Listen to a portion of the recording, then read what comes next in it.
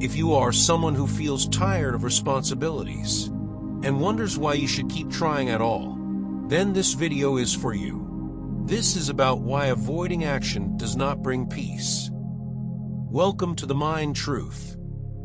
Before we begin, write in the comments your own "I am" affirmation of the day 3 times and 3 things you feel genuinely grateful for right now, no matter how small. This simple act helps the mind settle and prepares it to receive what follows. Now let's begin. Chapter 3, Part 2. Krishna now moves to the root of why action binds a mind. The problem is not action itself.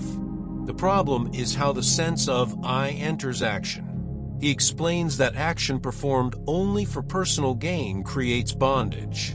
The moment action is tied to "what will I get?" the mind becomes dependent. Dependent on reward, dependent on recognition, dependent on outcome. This dependency quietly reshapes identity.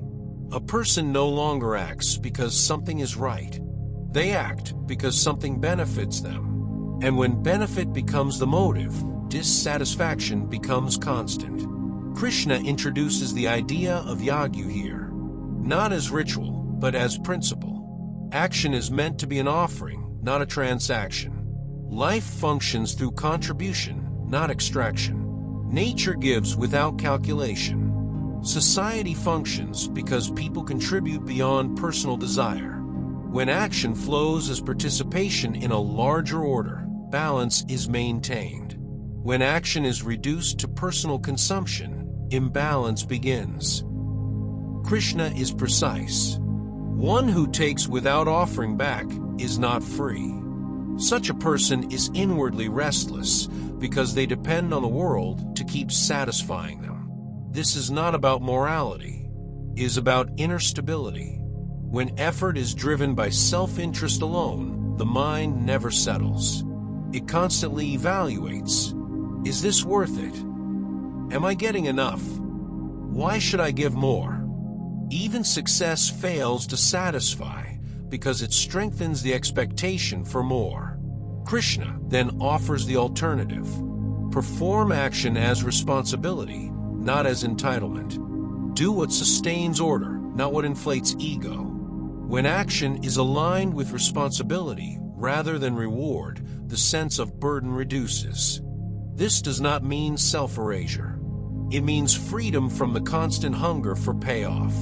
Krishna also removes a common escape route. No one is exempt from this order. Even wisdom does not excuse contribution. Living itself requires participation. Refusing to contribute while continuing to consume leads to inner decay, not peace. So the teaching is clear. Self-centered action binds. Contribution-centered action stabilizes. Action offered beyond the self purifies the mind. Now this teaching reaches far beyond work or duty. It touches the deepest patterns of modern life. Many people today feel chronically dissatisfied, even when their basic needs are met. Not because life is cruel, but because their relationship with effort is transactional. Every action is weighed. Every contribution is calculated. Every relationship quietly asks, "What am I getting from this?" We see this in careers where work feels empty even when it pays well. In relationships where care is given only if it is returned equally. In families where responsibility feels like exploitation.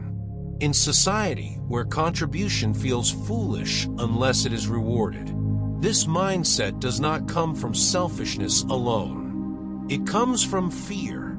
Fear of being taken advantage of, fear of giving without return, fear of losing control. But the Gita reveals the cost of this fear. When life becomes purely transactional, meaning disappears. Effort feels heavy. Fatigue increases. Resentment builds quietly. The teaching here is subtle but profound. Fulfillment does not arise from protecting oneself from giving. It arises from giving in the right way, without self-erasure, but also without constant calculation. When action is offered as participation rather than bargaining, the mind relaxes. One no longer feels used by life. One feels aligned with it. This does not mean tolerating injustice or exploitation. It means understanding that inner freedom does not come from minimizing contribution, but from freeing contribution from ego and fear. Chapter 3 is teaching us that peace is not found by reducing effort, nor by increasing reward, but by changing the relationship we have with action itself.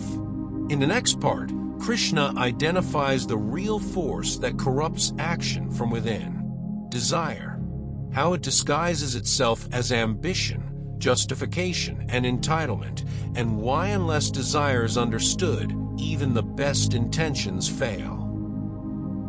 If this video brought you clarity or value, consider liking it and sharing it with someone who might need it today. Please subscribe, and thank you for being here.